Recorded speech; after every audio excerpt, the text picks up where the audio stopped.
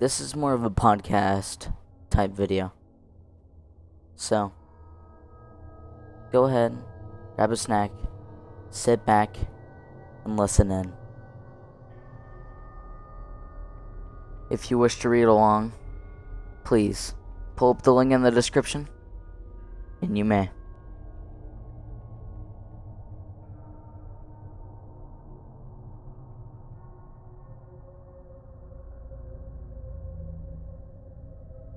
Item number SCP-049. Object Class Euclid. Special Containment Procedures.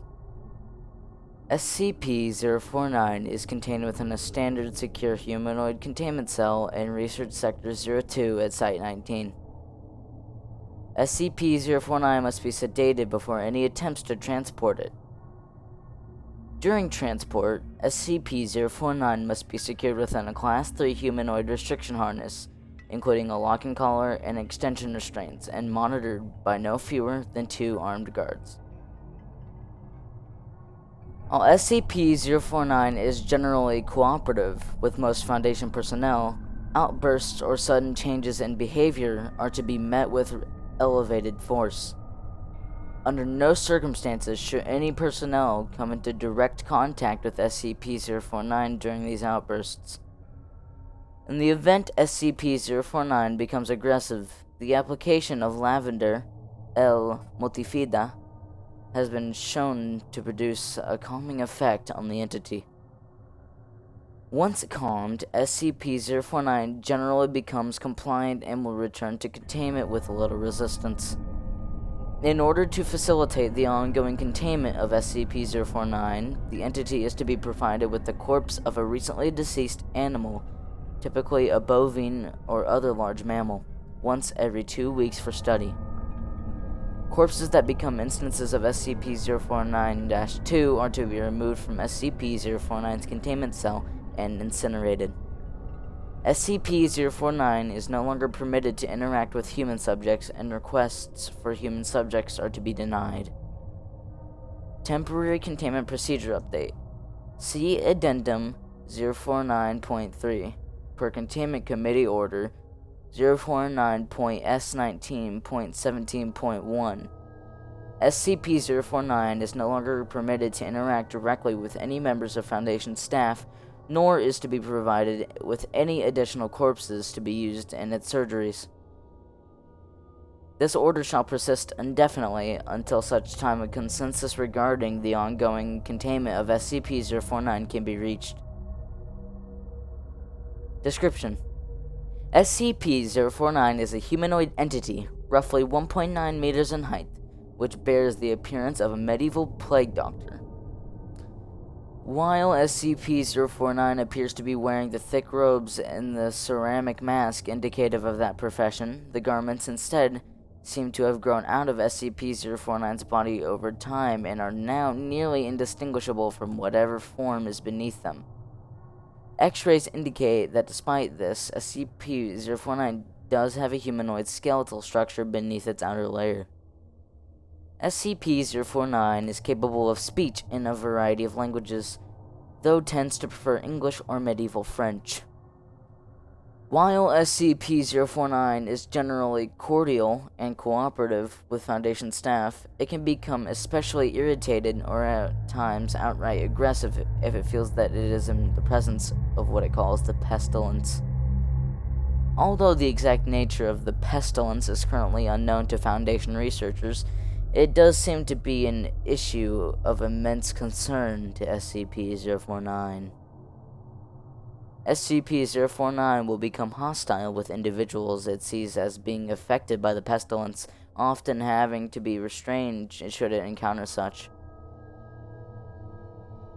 If left unchecked, SCP-049 will generally attempt to kill any such individual.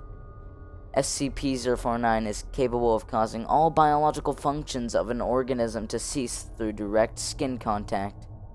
How this occurs is currently unknown, and autopsies of SCP-049's victims have invariably been inconclusive. SCP-049 has expressed frustration or remorse after these killings, indicating that they have done little to kill the pestilence, though will usually seek to then perform a crude surgery on the corpse using implements contained within a black doctor's bag it carries on the person at all times. While these surgeries are not always successful, they often result in the creation of instances of SCP-049-2. SCP-049-2 instances are reanimated corpses that have been operated on by SCP-049. These instances do not seem to retain any of their prior memories or mental functions, having only basic motor skills and response mechanisms. While these instances are generally inactive, moving very little and in a generally ambulatory fashion, they can become extremely aggressive if provoked, or if directed to by SCP-049. SCP-049-2 instances express active biological functions, though these are vastly different from the current understood human physiology. Despite these alterations, SCP-049 often remarks that the subjects have been cured. Addendum 049.1 Discovery.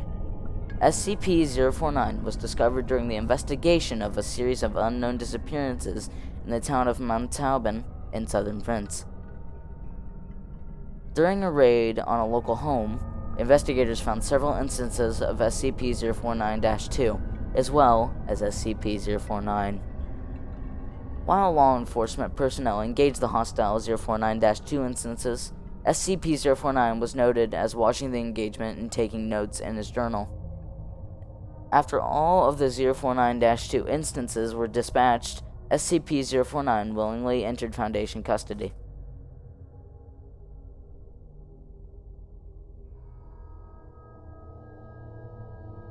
This is SCP-049 upon discovery.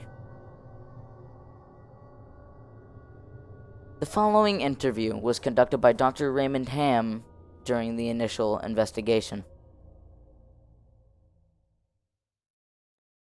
Interviewer: Dr. Raymond Ham. Site 85.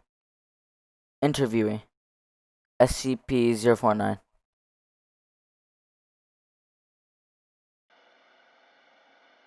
Alors, comment devrions-nous commencer une introduction? Is that French? Can we get a translator? The King's English. No need for translation, sir. I can speak it well enough. Good. My name is Dr. Raymond Ham, and I... Ah, a doctor. A like-minded individual, no doubt. Wherein is your speciality, sir? Cryptobiology. Why? A medical man, such as myself. Wonders abound. And here, I worried I had been abducted by common street thugs. This place, then, this is your laboratory. I had wondered, as clean as it is, and with such little trace of the pestilence here. The pestilence? What do you mean? The scourge. The great dying. Come now, you know the... what is it they call it? No matter. The pestilence, yes. It abounds outside these walls, you know. So many have succumbed, and many more will continue to, until such time as a perfect cure can be developed. Fortunately, I am very close. It is my duty in life to rid the world of it, you see. The cure to end all cures. When you say the great dying, are you talking about the bubonic plague? I don't know what that is. I see. Right, well, the entities our agents encountered at the house, they were dead when you encountered them, yes? You reanimated them. In a manner of speaking, you see things too simply, Doctor. Expand your horizons. Life and death, sickness and health. These are amateur terms for amateur physicians. There is only one ailment that exists in the world of men, and that is the pestilence, and nothing else. Make no mistake, they were very ill. All of them. You think you cured those people? Indeed. My cure is most effective. But the things we recovered were not human. Yes, well, it is not a perfect cure, but that will come with time and further experimentation. I have spent a lifetime developing my methods, Dr. Ham, and will spend a lifetime more if necessary. Now, we have wasted too much time. There is work to do. I will require a laboratory of my own, one where I can continue my research unimpeded. And assistance, of course, though I can provide those on my own. In time. Oh, I don't think our organization would be willing to... Nonsense. We are all men of science. Fetch your coat and show me to my quarters, Doctor. Our work begins now. End log.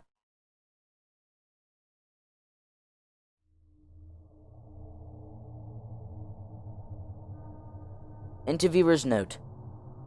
While SCP-049 is capable of communicating in a very human way, there is a strange sense of unease that one experiences when in its presence. Make no mistake, there is something very uncanny about this entity indeed. Additionally, we've confiscated that pointed stick that SCP-049 keeps waving around. Part of this was due to a standard confiscation protocols for the possessions of anomalies, in part because 049 really is a menace swinging it around like he does. The entity was displeased at first, but after we made some concessions in providing it with test subjects, which are admittedly more for the benefit of our own research, it warmed up to the idea. Addendum 049.2 Observation Log. While in containment at Site 19, SCP-049 had spent a considerable amount of time studying and performing surgery on the various mammalian corpses it has been provided.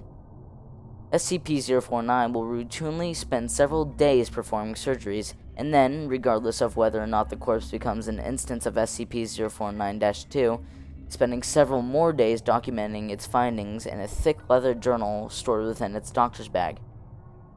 SCP-049 will often seek to share its findings with the members of Foundation staff. Follow-up interview. Begin log. We've watched you work for several weeks now, and honestly, I'm not sure I understand what you're doing. Could you describe your process in detail? Oh, goodness no. The process is most intensive. As I said to your assistant, the best instruction you will find about my methods are here in my journals, as I have kept exhaustive records of my work there. Oh, I see. Well, my concern, Doctor, is that we still don't understand what you're seeking to cure, or how it manifests, or how turning these creatures into quasi-living, mindless drones helps in that effort. You do not understand the pestilence, even after all this time. Doctor, it is an unspeakable horror, one that has shown its true face many times before, and will again. I find myself blessed with the wisdom and good senses needed to root it out and destroy it. But many, like yourself, cannot. It is a cruel judgment, I fear, to be at the mercy of a disease you cannot fully comprehend. That still doesn't answer my question. How's your cure any kind of cure at all? It is a cure. You may laugh at my efforts if you please, but do not besmirch the good name of scientific progress that has developed this great mercy. What you short-sightedly see here is a life better than any this creature could have hoped for. Stricken as it was with the pestilence, this creature is now clean, unable to spread the pestilence, and free from the terror it would have experienced otherwise. This is hardly a creature at all, Doctor. It's not even... Do not jape with me, sir. You and your colleagues are like so many others, unable to look past minor setbacks to see the salvation taking place before your very eyes. Do you wait to remove rotten timbers until the whole collapses on top of you? No. You find them and you pull them out and replace them with those untouched by rot. And most of all, you do not simply mock the structure because it now looks different to you. It is strong. It is free of disease. I'm sorry. Didn't mean to agitate you. I'm just trying to understand. Yes. Well, do mind your words in the future, Doctor. I am a professional, but even professionals may feel the bite of pride in dealing with criticism of their masterpiece. I will forgive this as an act of good faith between colleagues. Is there anything else I can help you with? No, that will be all. Another test subject on the usual schedule. You know my preference of subjects with more human anatomies.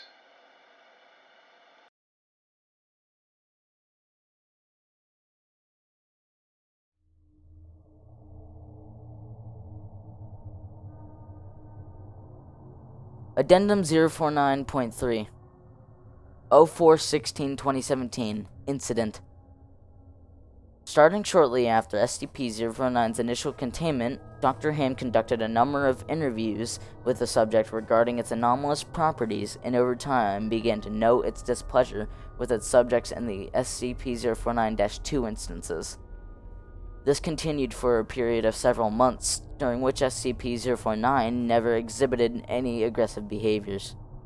On April 16, 2017, as Dr. Ham was entering 049's test chamber to conduct another routine interview, the entity began to grow anxious and asked Dr. Ham if he was feeling well. Following protocol, Dr. Ham reminded SCP-049 that the interview was required, after which the entity became hostile and attacked Dr. Ham, killing him. Due to a lapse in security protocol, and because Dr. Ham did not activate the in-chamber emergency system, Dr. Ham's corpse was not discovered until 3 hours later, by which point SCP-049 had converted it into an instance of SCP-049-2. In the aftermath of this incident, SCP-049 was interviewed by Dr. Theron Sherman.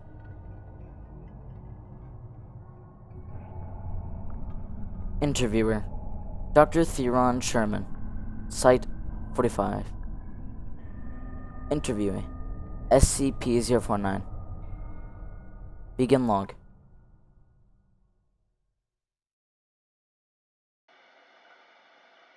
I need you to explain yourself. SCP-049, you are being directed to explain your actions, and I will remind you that failure to cooperate will result in further restrictions during your containment. My actions do not need to be explained. You killed Raymond Ham, and then butchered him until he... Not dead. No, not dead. He is cured. Cured? Cured of what? The pestilence, sir. I had thought you, at least, would realize what luck it is. I detected it before. What pestilence? You keep going on and on about this pestilence, but you have not once been able to properly identify this disease. What could you have possibly seen in him today that you had not seen so many times before, that it would be worth his life? The pestilence presents and progresses in unforeseeable fashions, and has a queer way of creeping into the unprepared. And call it what you want, Doctor. It was a mercy I did to him. He is cured. He is a vegetable. I would not expect you to understand. You and your ilk have proven time and time again not to be men of science, but men of emotion. You cannot appreciate the horrors I have seen. Those many millions who have succumbed to the pestilence and been changed. Your cure cost Ray his life. No, good sir. I have saved it.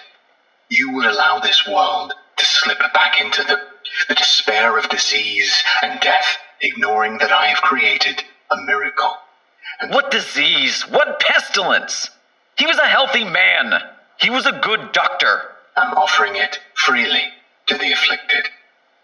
You are not worth this argument, sir. You are short-sighted and foolish. Dr. Ham was sick, and I cured him. I am the only one who can do this. My work must continue. There is still so much to learn, so much I've had to enough do, of this. and others Consider your allowances can be revoked. saved. Even you. Welcome to Containment, you know, 049. Might be saved. We're done here. I can save them all. I can cast down this plague once and for all. I can do this. Only me. I saved him. Dr. Ham. I cured him. He was sick. I know he was sick. I know he was. And you are all sick, but I can save you. I can save all of you because I am the cure. End log.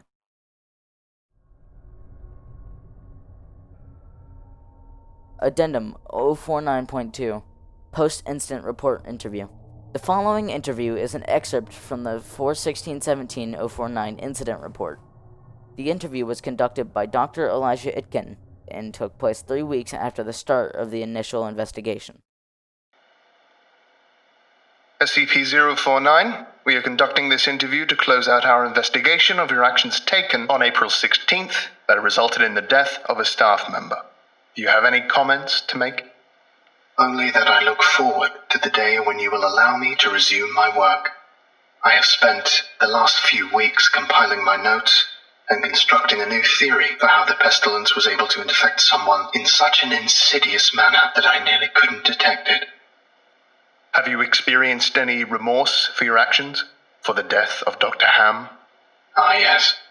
Well, the death of a colleague is always regrettable.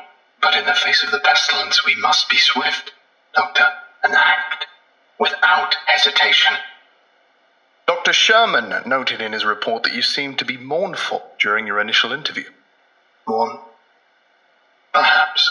I had not thought that. It is lamentable that a fellow doctor became infected, but the work continues. Regrettable as it was, Dr. Ham's death provided important insight. Living human subjects are the only way to proceed forward, I am decided. My cure is of little use on dead flesh, and I have gleaned all I can from your generous supply of corpses. My desires turn towards tending to those still living who suffer from the disease. I'm afraid you're going to be disappointed. Oh, Doctor, I wouldn't be so sure.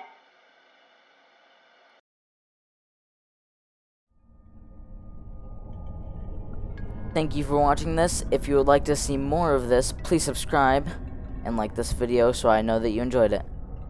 If you would like me to make more of these videos, please comment down below, and I will work my hardest. Have a good one, everyone. See you later.